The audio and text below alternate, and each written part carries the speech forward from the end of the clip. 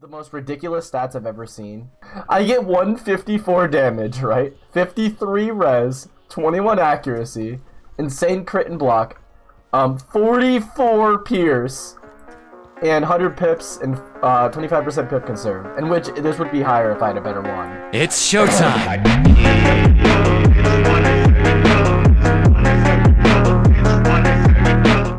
Yo, what is up guys? It is Lost Grip, and I'm here in Dragonspire to show you guys the best death PvP setup right now. Now I've been doing a lot of death PvP, and I've asked a lot of good friends of mine on their opinion on death and stuff like that. For example, you guys have heard Peyton in this channel before. He's one of the best death wizards out there, Angel Death. So this is his, I believe this is similar to his deck setup as well as his gear setup. So I'm going to be showing you guys what I'm going to be running. Now, just a little quick explanation.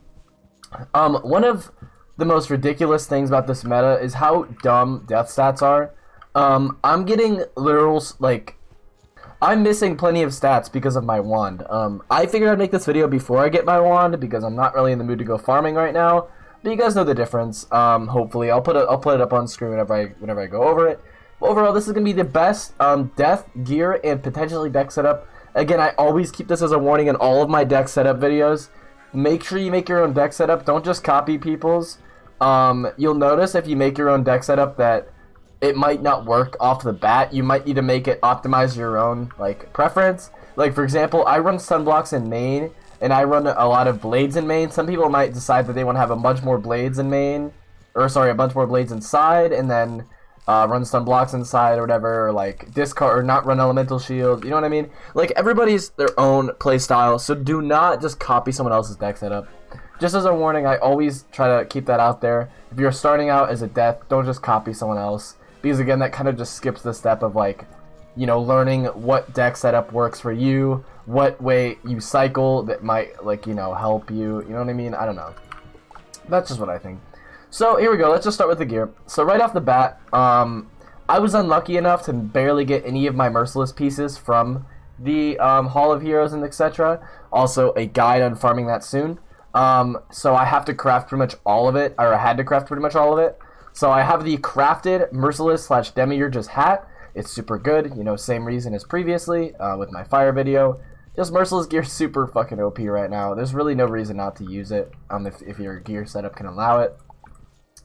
Then you run the Merciless robe. Now, most schools right now are running the Motorist robe, or at least most of the offensive schools are, because of just how your accuracy and pips work.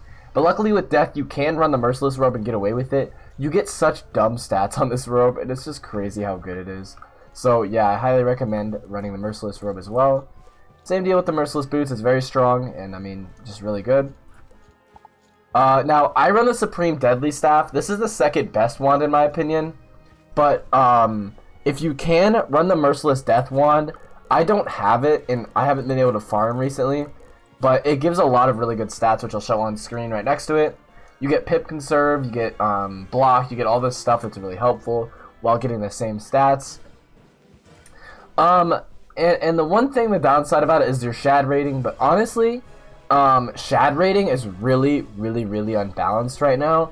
It doesn't work right. It's a glitch stat, and I'm assuming maybe you might want to go back to running Shad rating after if it gets changed. But yeah, as of right now, Shad rating is very useless. You don't really need it very much. So I highly recommend you just run Merciless wands on pretty much every single school. So yeah, a theme. Just for the Merciless Death of Theme once again. And the difference with this is you're gonna want to run Pierce, and then Pips. And you'll see why in a second.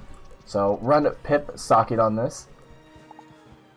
And then run the Myth Amulet, because honestly Jin's offense is super good right now. Medusa is super good on what's it called? On Death. Overall just a really good Amulet, and I honestly think Myth Amulet is the best on almost every single school right now, so highly recommend it. And then ring wise, I run the Demiurge's ring as well, because you get insane pips, you get insane damage. Higher than fire damage, by the way. This is like 3 higher than fire damage, just saying. Anyway, yeah, so just run the Merciless ring. It's super strong, and I've had a lot of success with it. You know, you get a lot of crit, you get a lot of pips, you get a lot of health, a lot of damage. Just really good overall. And the pet-wise, this is by far the best pet in the game you can run for Death. Death Dactyl is super strong, And honestly, it is so clutch having this 35 packed in this Death Scarab. I haven't really had a chance to use Death Scarab yet, but it's really solid and can be really good in Shrike if you ever need to. And then in terms of talents, just on the screen you'll see what you need. Make sure you have D-Lance or Pippo plenty. It's very important to making sure you have almost max pips. And then yeah. And then right after that I run the Rock Mount. The Rock Mount for me has been very good because you get perfect pips if you look right now. I get literally perfect pips on the dot, which is crazy. So I highly recommend the Rock Mount. If you're down bad, I would recommend running like I guess the Pierce Mount, because at least you'll still have 97 pips.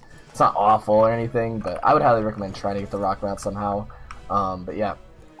And then deck-wise, I run the Director Hazmat box. There's a lot of different directions you can go with the deck.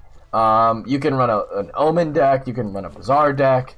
You can run pretty much anything. I mean, as long as it has a triangle socket and as long as it has some good stats on it, you're pretty much chilling. I would ask around, see what kind of variations might work for you, but this works for me, and I don't really see a problem with it, so that's what I use personally.